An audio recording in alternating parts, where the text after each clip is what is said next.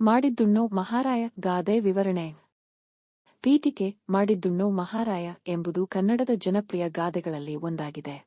ಇದು ಜೀವನದ ಒಂದು ಮಹತ್ವದ ತತ್ವವನ್ನು ಸಾರುವ ಅನುಭವದ ನುಡಿ. ನಮ್ಮ ಪೂರ್ವಜರು ತಮ್ಮ ಅನುಭವದ ಮೂಲಕ ಕಂಡುಕೊಂಡ ಸತ್ಯವನ್ನು ಈ ಚಿಕ್ಕ ವಾಕ್ಯದಲ್ಲಿ ಅಡಗಿಸಿಟ್ಟಿದ್ದಾರೆ. ಇದರರ್ಥ ನಾವು ಮಾಡುವ ಪ್ರತಿಯೊಂದು ಕ್ರಿಯೆಗೂ ಒಂದು ಪ್ರತಿಫಲ ಇದ್ದೇ ಇರುತ್ತದೆ ಮತ್ತು ಅದನ್ನು ನಾವೇ ಅನುಭವಿಸಬೇಕು ಎಂಬುದಾಗಿದೆ. ಗಾದೆಯ ಅರ್ಥ ಮತ್ತು ತಾತ್ಪರ್ಯ.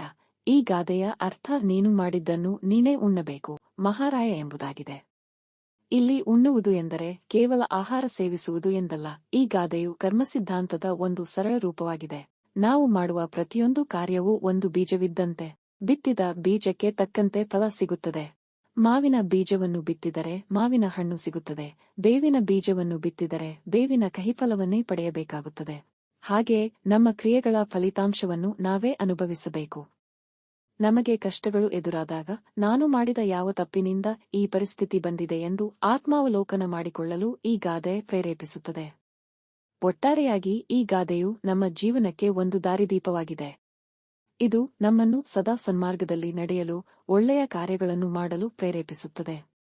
ನಮ್ಮ ಪ್ರತಿಯೊಂದು ಕ್ರಿಯೆಯ ಜವಾಬ್ದಾರಿಯನ್ನು ನಾವೇ ಹೊರಬೇಕು ಮತ್ತು ಅದರ ಪರಿಣಾಮಗಳನ್ನು ಎದುರಿಸಲು ಸಿದ್ಧರಾಗಿರಬೇಕು ಎಂಬ ಜೀವನದ ಪಾಠವನ್ನು ಈ ಸರಳ ಗಾದೆ ನಮಗೆ ಕಲಿಸುತ್ತದೆ.